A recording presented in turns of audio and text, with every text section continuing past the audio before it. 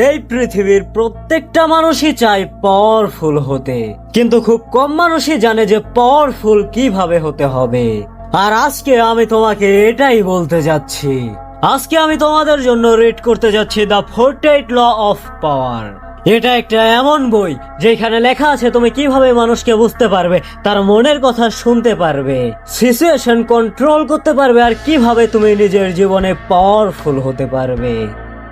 আমি তোমাদের মাঝে প্রত্যেকটা লয় অনেক সিম্পল ভাবে শেয়ার করব, যেন তোমাদের বুঝতে অনেক সুবিধা হয়, যেন তুমি এই বইয়ের এক একটা প্রিন্সিপাল তুমি অনেক সহজভাবেই শিখতে পারো। এখন যদি তুমি নিজের জীবনকে কন্ট্রোল করতে চাও আর অন্যের গেমের গুটি না হয়ে চলতে চাও, তাহলে এই বইয়ের যেই কয়টা পার্ট আসবে তোমরা একটা পার্টও স্কিপ করো না। তাহলে চলো আর কথা না বাড়িয়ে ভিডিওকে শুরু করা যাক। যদি তুমি তোমার বসের থেকেও বেশি ইন্টেলিজেন্ট হও, তাহলে এটা তার সামনে প্রুফ করতে যেও না।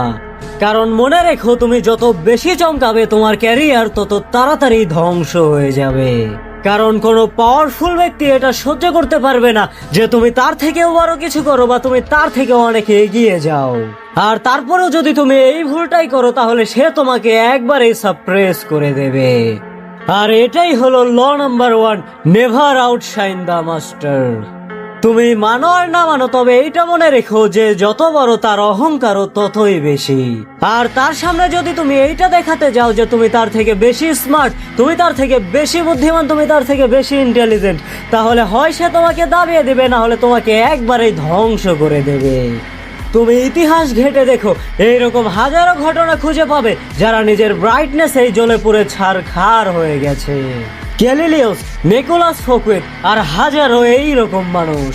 তাদেরকে শুধু এই জন্য দাবিয়ে রাখা হয়েছে বা মিটিয়ে দেওয়া হয়েছে যে তাদের ভুল এটা ছিল যে তারা তাদের মাস্টারের থেকেও বেশি চমকাতে চেয়েছে। তোমার আইডিয়া পুরো দুনিয়াকে বদলানোর ক্ষমতা রাখে, কিন্তু যদি ভুল করেও একটা ভুল হয়, তাহলে ওই দুনিয়ার মানুষই তোমাকে ধ্বংস করে দেবে। এই জন্য স্মার্ট মানুষরা কি করে জানো? তারা নিজের পাওয়ারকে লুকিয়ে রাখে, তারা নিজের ইগোকে হ্যান্ডেল করে রাখে, আর যখন সঠিক সময় আসে তখন তারা একদম নিশানাতে অ্যাটাক করে। আর এখন তুমি নিজে এটা চুজ করো যে তুমি শাইন করবে নাকি সারভাইভ। সব থেকে বড় ধোকা কে দেয়? শত্রুরা। এইটা একদমই ভুল কথা। শত্রুরা তোমায় ধোকা দেবে কি করে? তারা তো তোমার থেকে অনেক দূরে দূরে থাকে। মনে রেখো, সব থেকে বড় ধোকা তোমার আপন মানুষগুলোই দেয়। হ্যাঁ, এটা মানে যে তোমার শত্রু তোমাকে দেখে অনেক ঘৃণা করে, কিন্তু যদি তোমার কোনো বন্ধু তোমাকে দেখে জ্বলে, তাহলে ভাই সাবধান হয়ে থেকো, কারণ সে তোমার পুরো জীবনকেই ধ্বংস করে দেবে। আর এটাই হলো law number 2, never put too much trust in friends, learn how to say enemies. একটা বন্ধু তোমাকে যেই কোনো সময় ধোকা দিতে পারে, কিন্তু যখন একটা শত্রু তোমার সামনে স্যারেন্ডার করে তোমার হয়ে কাজ করতে চাইবে, তখন সেটা প্রুফ করতে চাইবে যে সে তোমার জন্য লয়াল হয়ে থাকবে। নেপোলিয়ন, সেও তার বন্ধুদের উপরে ভরসা করেছিল, কিন্তু এক সময় গিয়ে তার ওই বন্ধুগুলোই তার পুরো এম্পায়ারকেই ধ্বংস করে দিয়েছিল।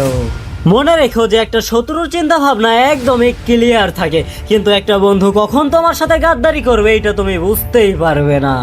আর এই কথাটা খুব ভালোভাবে মনে রেখো যে পাওয়ারের গেমে ইমোশনের কোনো জায়গা নেই। এই জন্য বুদ্ধিমান মানুষরা ফ্রেন্ডসদের উপরে ব্লাইন্ডলি ট্রাস্ট করে না। তারা প্রতিটা মানুষকে একটা টুল হিসেবে দেখে, আর শত্রুদেরকে তারা ধ্বংস না করে শত্রুদেরকে দিয়ে নিজের ফেভারে তারা ইউজ করতে জানে। কারণ যেই মানুষটা তোমাকে দেখে প্রচন্ড পরিমাণে ঘৃণা করে, তুমি যদি তার মাইন্ডসেটকে চেঞ্জ করে দিতে পারো, তাহলে সে তোমার জন্য জীবন দিতেও প্রস্তুত থাকবে।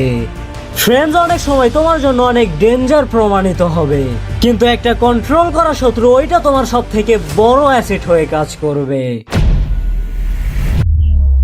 আর এখন যে ল বলতে যাচ্ছে, এটা ভুল করে ওই স্কিপ করো না, কারণ এটা পলিটিশিয়ানস বা পাওয়ারফুল ব্যক্তিরা ইউজ করে। আর এটাই হলো law number 3, conceal your intention. তুমি একটু নোটিস করলেই দেখতে পারবে যে মানুষ কি করতে চায় ওইটা আগে সবাইকে বলে বেড়ায়, ফ্যামিলি, ফ্রেন্ডস, আত্মীয় স্বজন সবাইকেই বলে বেড়ায়। আর কিছুদিন পরে গিয়ে যখন ওই কাজের সময় আসে, তখন ওই কাজটা বেশিরভাগ মানুষেরই আর হয় না। আর এই বলে বেড়ানোটাই তাদের ফেল হওয়ার সব থেকে বড় একটা কারণ। এই জন্যই ল নাম্বার 3 বলে যে তোমার ইন্টেনশনকে সবসময় সিক্রেট রাখো। অর্থাৎ তোমার প্রমোশন চাই বা বড় কোনো আইডিয়া ইমপ্লিমেন্ট করবে, তাহলে ওইটা সিক্রেট রেখে তারপরে প্রতিটা স্টেপ নাও। কারণ যেই জিনিস মানুষ যত তাড়াতাড়ি বুঝতে পারে ওই জিনিসের উপরে তোমার কন্ট্রোল তত তাড়াতাড়ি শেষ হতে থাকে। ধরে নাও তুমি এক্সামে টপ করবে, তাহলে মানুষের মাঝে এটা বলে বেরোয় না যে তুমি দিন রাত কতটা মেহনত করছো। তখন তুমি সিক্রেটলি মেহনত করো আর রেজাল্ট আসার পরে সবাইকে তুমি সারপ্রাইজ করে দাও। আর এইভাবেই যদি তুমি সিক্রেটলি কাজ করতে পারো তাহলে তোমার কাজে অনেক বাধা কম আসবে আর এই লটাই তোমাকে অনেক পাওয়ারফুল করে তুলবে।